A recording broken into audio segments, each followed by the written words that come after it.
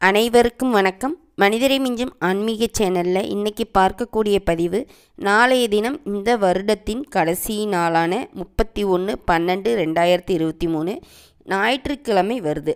இந்த ஞாயிற்றுக்கிழமைக்குள்ளே நீங்கள் இந்த ஒரு விஷயத்தை செய்யும்போது நம்மை பிடித்த பீடை தரித்திரம் எல்லாமே ஒழிஞ்சிடுங்க. ஈசனுடைய பரிபூர்ண அருளை நம்ம பெறலாம்.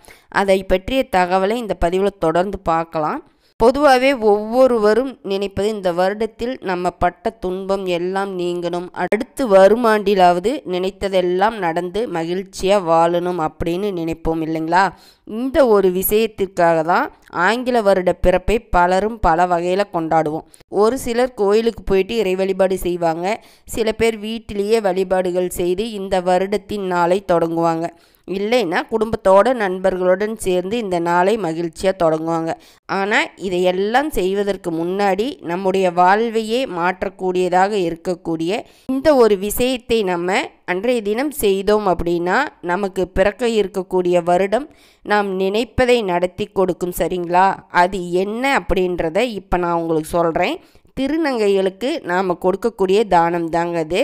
இவர்களுக்கு இந்த வருடம் முடிவதற்குள்ள புதிய ஆடைகள், ஏதாவது உணவுப் பொருட்கள், இனிப்பு பலகாரங்கள் இந்த மாதிரி தானமாக நீங்கள் கொடுக்கலாம். இதன் மூலம் நம்மை பிடித்த பீடை தரித்திரம் எல்லாமே இந்த ஆண்டோடு விலகுங்க. திருநங்கைகள் உங்களை விட வயதில் மூத்தவர்களாக இருந்தாலும் சரி, சிறியவர்களாக இருந்தாலும் சரிங்க, இந்த மாதிரி தானங்களை செய்துட்டு அவங்கக்கிட்ட மனதார நம்ம ஆசீர்வாதத்தை பெறணும். அர்த்தநாரீஸ்வரர் அம்சமாக சொல்லுவாங்க. இப்படி ஆசீர்வாதம் பெறுவதால் நமக்கு ஈசனின் பரிபூர்ண அருளாசி கிடைக்குங்க. சரிங்களா? அவங்க கையால் ₹1 கேட்டு நீங்கள் வாங்கிக்கோங்க. இந்த ₹1 நாணயத்தை கொண்டுட்டு நீங்கள் வீட்டில் பத்திரப்படுத்தி வச்சுக்கோங்க. நிறைய இடத்துல நம்ம பார்த்துருப்போம், இந்த மாதிரி திருநங்கைங்க கிட்ட காசு ஒரு ₹10 நம்ம கொடுத்தோம்னா அவங்க ஆசீர்வாதம் செஞ்சுட்டு நமக்கு ₹1 கொடுப்பாங்க. அதை நம்ம பணம் வைக்கும் இடத்துல வச்சோம்னா நமக்கு பணவரவு அதிகரிக்கும் அப்படின்னு சொல்லுவாங்க. அது மட்டும் இல்லாமல் இந்த தானமானது நம்மளை சுற்றி இருக்கக்கூடிய அனைத்து கெட்ட சக்திகளையுமே அகற்றிவிடும் ஆற்றலை கொண்டதுங்க. அந்த வகையில் தான் திருநங்கைகளுக்கு தானம் செய்வது, அவங்கக்கிட்ட ஆசீர்வாதம் பெறுவது ஒரு சில இடங்களில் பாரம்பரியமாகவே செய்கிறாங்க. அவங்கள தேடி போயிட்டு வீட்டிற்கு அழைச்சிட்டு ஆசீர்வாதம் பெற்று அந்த வீட்டில் இருக்கக்கூடிய குழந்தைகளையும் ஆசீர்வாதம் செய்ய சொல்லுவாங்க. இவங்களுடைய ஆசீர்வாதத்திற்கு அவ்வளவு சக்தி இருக்கிறதா நம்பப்படுதுங்க.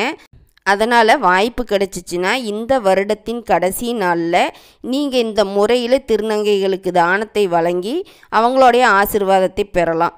அப்படி ஆசீர்வாதம் வாங்கிறதுனால வரும் புத்தாண்டு நமக்கு மகிழ்ச்சியுடனும் சந்தோஷத்துடனும் வாழ வழிவகுக்குங்க.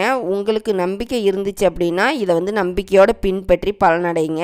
இந்த தகவலை பற்றி சந்தேகங்கள் உங்களுக்கு ஏதாவது இருந்துச்சுன்னா எனக்கு கமெண்ட்டில் சொல்லுங்கள். இந்த பதிவு உங்களுக்கு பயனுள்ளதாக இருந்துச்சு அப்படின்னா லைக் பண்ணுங்கள். நலமுடன் வாழலாம், நல்லதே நடக்கும். நன்றி.